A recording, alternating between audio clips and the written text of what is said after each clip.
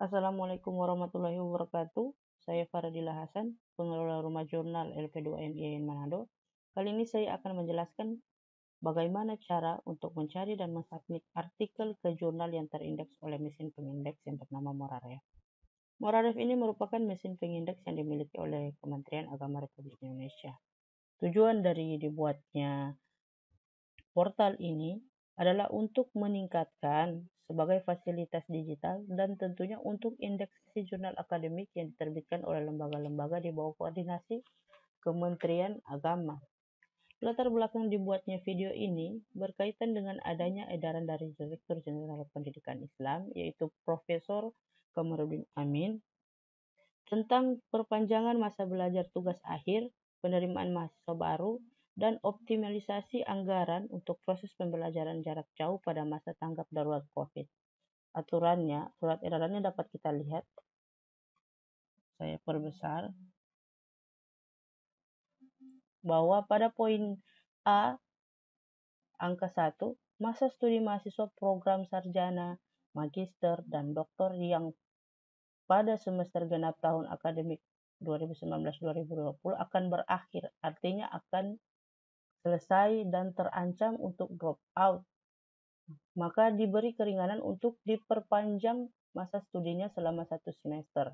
Aturan teknis perpanjangan ditetapkan oleh pimpinan perguruan tinggi. Kemudian yang unik ada pada poin kedua.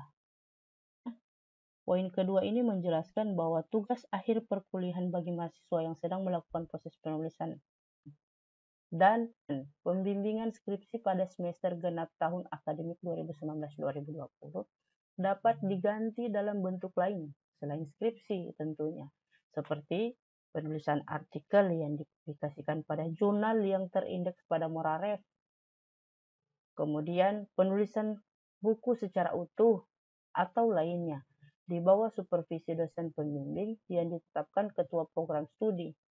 Aturan teknis yang berkaitan dengan penulisan artikel, buku, atau lainnya sebagai tugas akhir program sarjana ditetapkan oleh pimpinan PTKI. Edaran ini ditindaklanjuti oleh Rektor IAIN Manado dengan membuat edaran serupa, namun penjelasan edaran Rektor tentunya lebih teknis.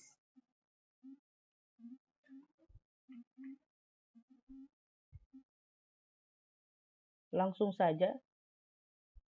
Pertama, kita harus membuka dulu web dari Moraref. Di sini sudah pernah saya buka. Ini alamat webnya https://2 moraref.kemenak.go.id. Halamannya akan muncul seperti ini. Di sini ada dua pilihan, yaitu artikel dan jurnal. Jika kita ingin mencari artikel yang berkaitan dengan topik atau masalah yang kita bahas dalam tulisan kita, kita bisa memilih artikel. Namun kali ini saya akan menunjukkan bagaimana cara mencari jurnal yang terindeks oleh Moraref, maka kita pilih opsi jurnal. Sebagai contoh, jika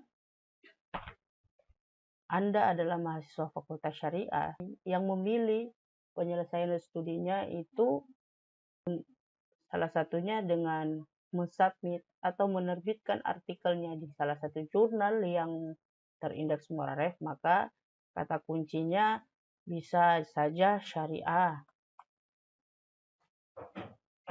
Maka akan muncul jurnal-jurnal yang berkaitan dengan syariah. Bahkan di sini juga ada hukum ekonomi syariah, ada ekonomi syariah, ada jurnal ilmiah syariah, dan sebagainya. Jurnal akuntansi syariah yang mungkin masuk pada skop Fakultas Ekonomi dan Bisnis Islam. Bisa juga keywordnya kita ganti dengan hukum Islam. Maka akan muncul jurnal yang skop bahasanya adalah yang berkaitan dengan hukum Islam.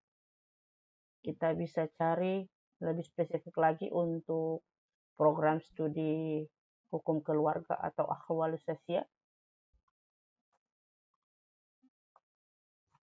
maka akan muncul jurnal-jurnal yang skupnya adalah yang berkaitan dengan jurnal-jurnal hukum keluarga, atau kita cari yang lainnya, jurnal pendidikan Islam. Maka akan muncul juga jurnal-jurnal yang berkaitan dengan pendidikan Islam. Kita cari juga jurnal Usuluddin, maka akan ditampilkan juga jurnal-jurnal yang skupnya adalah keilmuan yang berkaitan dengan Usuluddin. Sebagai contoh, kita buka saja jurnal Usuluddin yang publishernya adalah UIN Suska-Riau. Grade-nya adalah Moraref adalah M2 atau Moraref 2.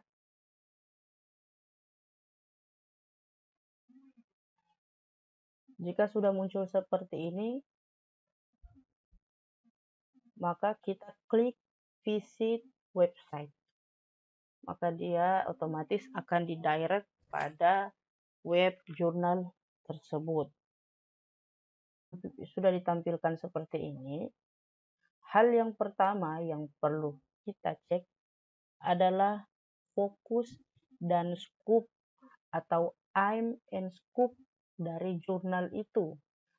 Mengapa ini penting? Karena ini berkaitan dengan scope atau cakupan keilmuan dari artikel kita. Apakah artikel yang kita bahas ini masuk pada scope artikel yang diterima oleh jurnal Usuluddin ini. Maka artikel yang berkaitan dengan scope inilah yang boleh mensubmit artikel. Kalaupun kita mensubmit artikel yang di luar dari scope ini, tentu saja secara otomatis pengelola jurnal akan langsung mereject artikel kita. Maka yang perlu kita lakukan adalah mengecek fokus dan scope atau aim and scope dari jurnal ini. Sebagai contoh, jurnal yang ada di IAIN Manado. Jurnal Ilmiah Al-Syirah. Tentu skupnya berbeda dengan skup jurnal Usuluddin tadi. Jurnal Ilmiah Al-Syirah skupnya adalah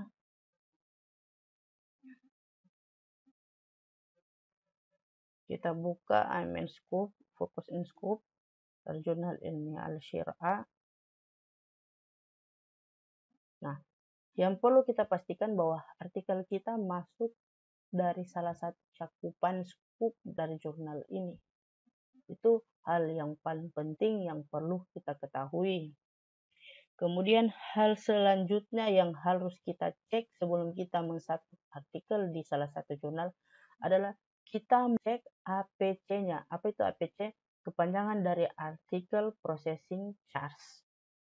Mengapa ini perlu? Karena kita harus mencek apakah kita membayar ketika kita mensubmit. Biasanya pengecekan artikel processing charge ada pada halaman about.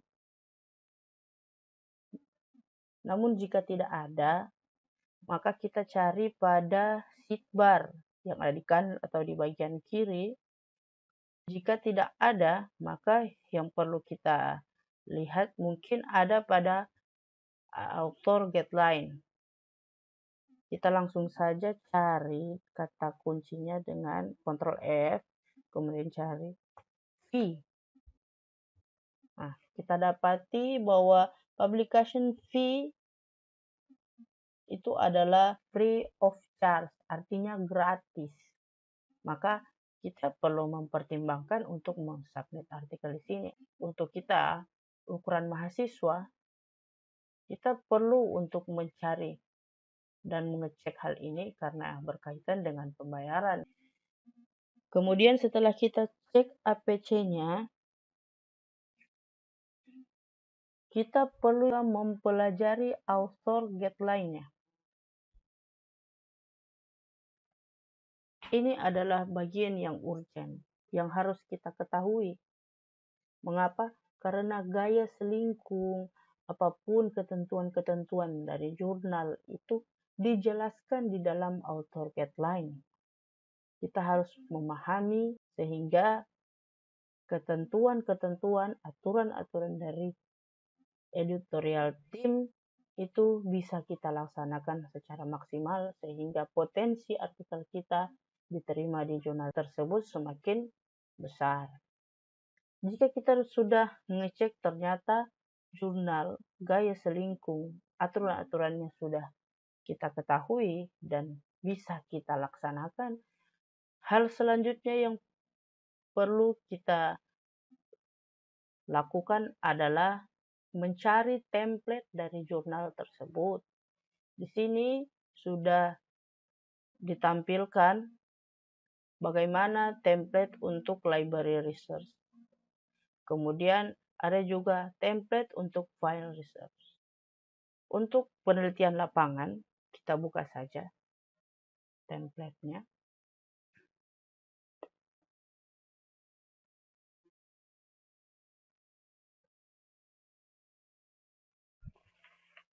Kita download.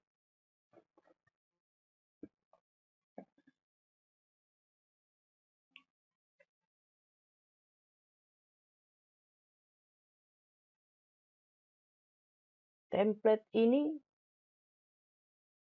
sebenarnya dibuat atau ditampilkan oleh editorial team agar mempermudah penulis dan mempermudah editorial team itu sendiri. Mengapa?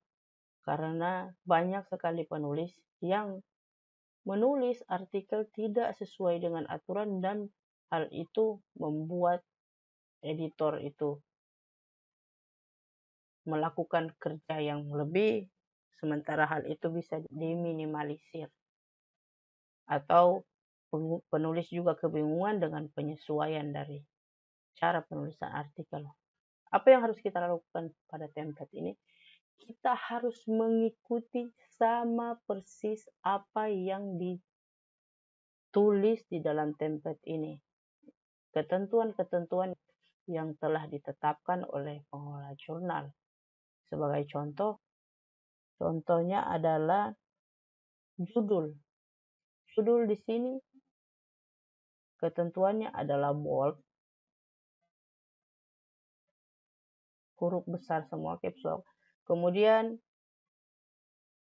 dengan Times New Roman dengan font 12. Maka ini harus kita ikuti. Kita ketik judul artikel kita di sini. Kita harus mengikuti template ini sama persis. Tapi bukan copy paste dari file artikel kita langsung di paste ke sini. Tidak, tapi kita harus mengikuti aturan-aturan semua. Jika sudah sesuai dengan yang ditentukan oleh pengelola jurnal, author guideline-nya sudah sesuai, apakah dia menggunakan APA atau menggunakan Chicago dan sebagainya, dan template-nya sudah sama persis, maka kita tinggal mensubmit artikel tersebut. Bagaimana cara untuk mensubmit artikel? Jika kita belum meregistrasi akun kita, maka kita perlu untuk meregistrasi tentunya. Di sini biasanya ada di sini registrasi, diisikan semua data-data yang perlu. Jangan lupa untuk mencentang author, karena jika tidak maka kita tidak bisa mensubmit artikel. Dan selanjutnya untuk mensubmit artikel bisa melihat panduannya yang sudah saya upload di web Jurnal Ilmiah Al-Syirah. Tinggal diikuti saja di author guideline. Mana author guideline-nya? Ini. Author guideline. Kemudian kita download. Kalau masih bingung bagaimana cara untuk mensubmit artikel, meregistrasi akun, maka saya sudah membuat panduan. Kalau jurnal itu menggunakan OJS 2, maka cara registrasi dan submit itu tidak jauh berbeda dengan panduan yang telah saya buat. Mungkin itu yang dapat saya jelaskan terlebih dahulu. Jika ada pertanyaan, silakan komen di bawah dan mungkin saja saya akan membuat video tutorial lainnya yang berkaitan dengan indeksasi atau lainnya. Terima kasih. Wassalamualaikum warahmatullahi wabarakatuh.